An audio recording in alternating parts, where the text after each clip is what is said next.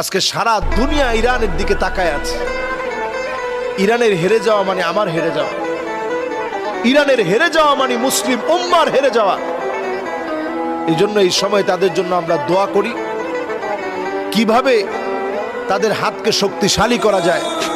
সারা পৃথিবীর সবাই মিলে এখন মুসলমানদের একটাই চিন্তা হওয়া দরকার, কিভাবে মুসলমানদেরকে ঐক্যবদ্ধ করা যায়, কিভাবে মুসলমানদেরকে ঐক্যবদ্ধ রাখা যায়।